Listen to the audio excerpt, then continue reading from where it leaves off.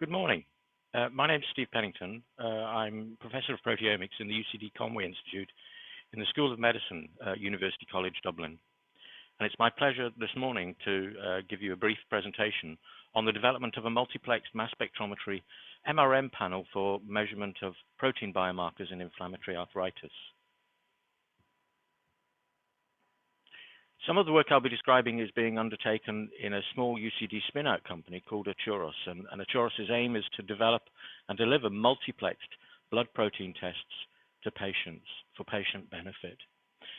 And so a brief overview of my presentation this morning is I would like to introduce the context of protein biomarker development, describe how we're trying to develop biomarkers to meet unmet clinical needs, and then develop multiplexed assays that are fit for purpose. And finally, I'll end with a few observations. As many of you will know, Leroy Hood, pictured here, giving a presentation at a HUPO annual congress, has introduced the term of P4 medicine, medicine which is predictive, preventative, personalized, and participatory. And Leroy envisages that many new platforms will be needed for the delivery of this future of personalized medicine. But he believes that particularly those for proteomics will have the potential to drastically improve the health of individuals. But at the same time, realizing this opportunity presents a number of challenges. And Leroy is focused, I think, particularly on proteomics and measuring proteins, because as we all know, proteins are the active constituents of cells and tissues. Of course, that vision of medicine in the future is a long way from the medicine of now. And I'm sure many of you will have seen this slide taken from a recent paper, which demonstrates the top 10 selling drugs in the US. And of those, where you see a patient in blue, that's a patient who responds to the treatment or the drug, and a patient in red is one who doesn't. And you can see at very best, 1 in 4 patients will respond to a particular treatment. In this case, Humira for arthritis and Enbrel for psoriasis. But in a worst case scenario, and of course this isn't the worst, these are the top 10 selling drugs, you know, one patient responds for every 15 or 16 who receive the treatment and don't respond. And of course that's a double negative, because these individuals who don't respond, their disease is progressing in many instances, and they experience the side effects of the treatment that they've been given. So in this recent review, it was described by Yamamoto and colleagues that genomics, no matter how powerful it is or how cheap it becomes, isn't sufficient to understand human physiology and pathophysiology, for the precise reason alluded to before, that it measures the DNA, it doesn't measure the proteins. And so Yamamoto and colleagues imagine a knowledge network in which data from genomics and the microbiome and exposures of individuals, as well as their behaviors, can be combined with clinical tests and patient-contributed data to improve precision medicine, to identify the individual in a population who has a disease or will respond to a particular treatment. And it's our hypothesis that this improved precision medicine will be brought about largely by the development of new protein-based tests. These will represent the clinical tests of the future. And the data from these tests will be complementary to genomics and add value. And so in this new era of precision medicine, these protein biomarker tests will have to reflect the heterogeneity of individual diseases, the variability of individual patients and their co- and multimorbidities, as well as environmental exposure and lifestyle behaviors, because we know that these influence disease trajectories. Of course, this is a very long way from the medicine of now, and so this is a blood protein biomarker test request form issued in a local hospital, and you can see that a number of protein tests are present on that form. One in particular, prostate-specific antigen, is measured to potentially detect prostate cancer. And all of these tests are single proteins measured in blood. Now, prostate-specific antigen is used, as I've mentioned, for the diagnosis of prostate cancer, and over 30 million PSA tests are run per year in the USA alone on these automated ELISA machines as part of diagnostic tracks in hospital diagnostic laboratories. But a high PSA doesn't mean that an individual has prostate cancer, and a low PSA doesn't mean that the individual doesn't have prostate cancer. So for the diagnosis of the disease, it isn't good. And at this stage, almost everybody knows that. And for prognosis, it's even worse. So the PSA level doesn't reflect the long-term outcome from prostate cancer. And I would argue that there are similar limitations for all of those single protein biomarker tests. So our hypothesis is that if we want to improve patient outcomes using proteomics, that is to have better biomarkers, these new protein biomarker tests will require the simultaneous measurement of multiple proteins. Now that may seem obvious, but still a large amount of time and effort is invested into developing new single protein tests or improving the existing single protein tests. So we've often asked ourselves, how can we go about discovering, developing, and delivering protein biomarkers that will have clinical utility? And of course, we know it's very challenging. The record of success has not been great. And there are a large number of reasons why that may be, and I don't have time to go into them, but many of them have been published. You know, the challenges have been published. And I suppose after many years of being active in this endeavor, we've come to the conclusion, as have many others, that the most important thing to do is to start with a key clinical unmet need. So once that need has been identified, then one can identify the test that will address the need, and that'll define the type of test that one is attempting to develop. And only then should one develop and evaluate the test against its intended use. So what I'd like to do now is just describe a disease we've been working on for a number of years, psoriatic arthritis. Psoriatic arthritis is a complex, polygenic autoimmune disease, and it has very diverse clinical features. You can see some of them here. It includes enthesitis, which is a characteristic lesion at joints. It includes uveitis. It affects the spine. It clearly is associated with psoriasis, the skin disease. It also includes dactylitis, the swelling of the nails, and often very characteristic deformations to the joints, so joint erosions, this so-called pencil and cup feature, as well as pitting of the nails. The disease affects 1 to 2% of the general population. That equates to around 2 to 3 million adults in the US and more than 500,000 adults in the UK. And in its worst forms, it's a very severely disabling disease. And so psoriatic arthritis mutilans, you can see the level of the disfigurement and the disablement that individuals with mutilans suffer. Clearly, they can't lead normal lives. And many patients with psoriatic arthritis are inflicted by severe pain and its associated morbidities. So we've been very fortunate to work for over a decade now with Oliver Fitzgerald, a rheumatologist, and Oliver's the incoming president of an organization, an international organization called GRAPPA, which is the Group for Research and Assessment of Psoriasis and Psoriatic Arthritis. And here we see Oliver presenting on the 6 domains of the disease, because it's characterized and recognized as having 6 key clinical domains.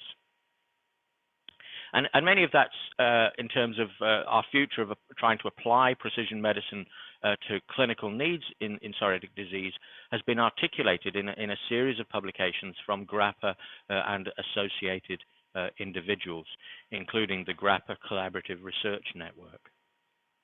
And Oliver's been kind enough to distill those down as GRAPPA's 4 key unmet needs identified in psoriatic arthritis. We don't currently understand the mechanism of the bony changes in PSA, what happens in the joints and how it happens. There are currently no diagnostic criteria or laboratory tests to discriminate PSA from the more common rheumatoid arthritis or indeed other arthropathies. We currently can't predict the clinical outcome of a patient with psoriatic arthritis, most notably their progression to that radiographic damage that you saw that is irreversible and influences the normal day-to-day lives of individuals with psoriatic arthritis. There are lots of new treatments, but we have no way of knowing which patient will respond to which treatment. So the pharmaceutical industry have made great strides in producing new and effective treatments, but those treatments are only effective for some patients. and rheumatologists like Oliver and others at the moment cycle through a series of treatments until they find one that's effective, and obviously that's not an optimal situation. So we set about addressing some of these unmet needs in psoriatic arthritis, and in particular, we focused our initial attention on this, that there are no diagnostic criteria or laboratory tests to discriminate PSA from RA or other arthropathies, and indeed a diagnosis of PSA is made through the assessment of a number of diverse clinical features. There's a clinical tool, but not a test, and it takes around, on average, 8 years to make a definitive diagnosis of psoriatic arthritis, and of course, during that time, the individual's disease is progressing. So we set about trying to discover biomarkers that may be able to discriminate psoriatic arthritis from rheumatoid arthritis through a now standard biomarker development pipeline. We began our discovery by taking really well-characterized samples from patients with psoriatic arthritis and rheumatoid arthritis and putting them into 3 different proteomics platforms. One unbiased, the other profiling a large number of proteins, the SomaScan technology, and the other measuring a smaller group of analytes which are thought to be of importance in the progression of psoriatic arthritis and other autoinflammatory diseases. This was work undertaken by Angelique McArdle, and here we can see just the data from the LCMS analysis in which these hierarchical component analysis hierarchical clustering reveals that we can discriminate PSA from RA. You can see the patterns are different here, both for all proteins identified and significantly changing proteins. And when we do a principal component analysis, you can see that we can separate, broadly speaking, into 2 groups, rheumatoid arthritis and psoriatic arthritis. And when we do the receiver operator curve area under the curve for this, that we see random forest analysis of these multiplexed proteins provides an AUC of 0.9, a very good AUC. And based on that, we decided to progress with this panel of proteins. But not only take the panel of proteins from our unbiased discovery, but also proteins identified in the literature and some existing panels that we had, so that we now have a large number of candidate protein biomarkers. And what I'd like to introduce now is the concept that in the past we would have had to have selected a small number of these candidates to move them forward through this pipeline.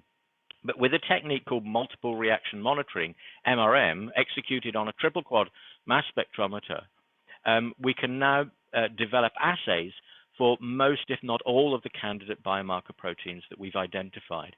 We can analytically validate those assays and then use them in a series of steps for ultimately clinical validation of the panel of proteins. And obviously, ultimately then, we hope that that might lead us with a better chance to develop a clinical test. Multiple reaction monitoring has been around for a while. We published our first multiplexed MRM panel in 2006. And that's now a product that can be bought from Sigma. It's a targeted mass spec approach. It allows us to measure multiple proteins simultaneously and has a number of very positive features. Of course, it does have limitations. All methodologies have limitations. But it allows us to measure peptides which are unique to the proteins of interest. They become surrogates for the proteins of interest. So now we're going to take this panel of candidate proteins, develop an MRM assay, and analytically validate that assay. And we've done this now for a large number of proteins that are potential biomarkers in inflammatory arthritis from a series of studies. And you can see here now we can measure over 200 candidate inflammatory arthritis biomarker proteins, and they're targeted by just over 400 peptides. So this is a result of a series of studies, some of them undertaken as part of a EU-funded consortium called Miami. And we've taken those and put them into our SOP-driven analytical workflow, in which we now control sample management, sample processing, and in particular the triptych digestion of these samples before they go on to a triple quad for analysis. And at each stage we have process controls, column logs, instrument logs, a reference serum sample, for example, SOPs for the digestion, and so on and so forth, a large number of quality control measures. And this just illustrates one of those.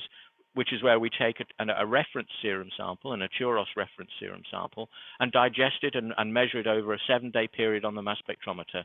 And this is showing data for 206 peptides from one of the Paprika methods that we use. And you can see here the stability of both the peak areas and the retention times of those peptides in the liquid chromatography.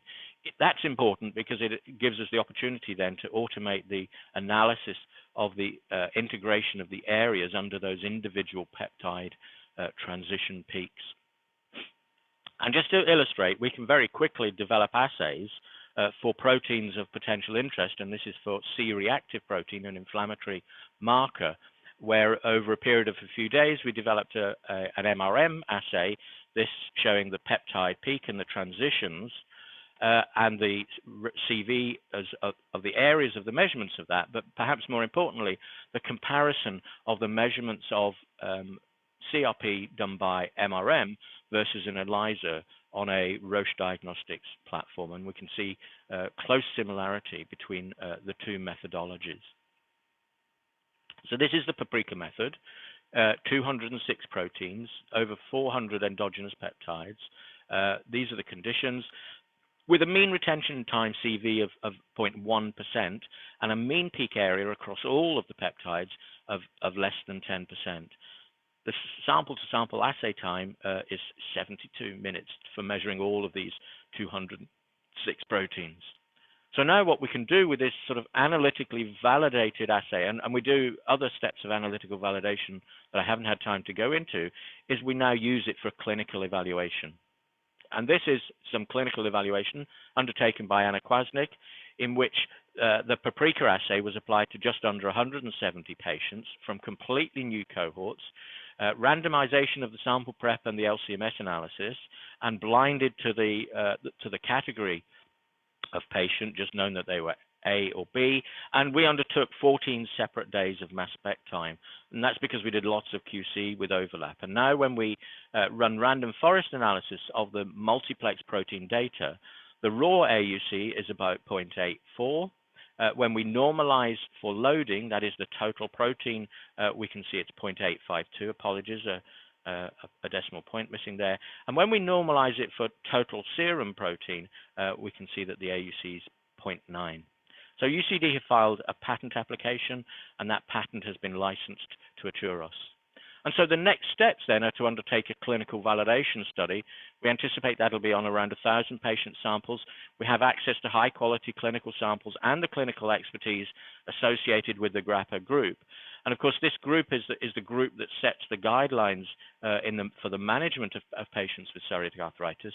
So we hope that if this is successful, it will be adopted and disseminated by these key opinion leaders. In more recent years, Oliver and I have been addressing these other two questions, how to predict clinical outcome, that is radiographic progression, and which treatments a patient may respond to by trying to identify protein biomarkers that will predict response to treatment. And we've been very fortunate to be able to do that in collaboration with a couple of pharmaceutical companies who have clinical trials that address both of these key issues. So I hope to be able to talk about that work in the future, but also I think it's interesting to note that early in 2020, the Innovative Medicines Initiative, an EU initiative, which is a public-private partnership, announced a call on psoriatic disease in which the pharmaceutical companies have committed 11 million euros and IMI committed 10.2 million euros. And that was really to address those key unmet needs identified in psoriatic disease. So I hope soon, in the coming weeks, to be able to again provide some further information on that Innovative Medicines Initiative call on psoriatic disease, or at least the outcome, the initial outcome of that call. So I'd just like to sort of conclude by trying to highlight some of the advantages of MRM, and some of its disadvantages. I think it's really important to note that it gives a specific measurement of the analytes in the biological samples. We're measuring the analytes. It provides for a very rapid and robust, as well as economical process for assay development. It's very flexible. So it's really possible to adapt and optimize these assays with ease. Its multiplex nature obviously supports the measurement of different biomarkers at once, and that provides value in the data. But perhaps more importantly, gives us the opportunity to address the heterogeneity both of the diseases and the patients, as well as their comorbidities. I think it's important to emphasize that those 200 biomarker proteins that we measure in the paprika assay can be measured from 2 microliter of serum or plasma, and so that provides us with enough material for measuring well over 300 protein biomarkers. And in some recent work we've been doing, we've been able to demonstrate that serum or plasma can be put onto dried paper or dried substrates and then be suitable for shipping at ambient temperature and stable storage for in experiments that we've done recently up to 6 months. And so that's an important, I think, logistic advantage of these assays. There are, of course, disadvantages. We make the measurements in serial, so that's one injection into the mass spec at a time rather than parallel. And so that may mean that scaling presents challenges. But of course, one way to scale is to reduce the time of the assay, and that can be done if one reduces the number of proteins being measured. So there's a dichotomy there. The sensitivity limits of some proteins is not as high as we would like it to be, and that to some extent can be solved by doing immuno-MRM, using antibodies to enrich for the proteins of interest. At the moment, data analysis is currently quite manual, but automation of that is quite possible, particularly with the retention time stability that I've spoken about. There's a perceived difficulty,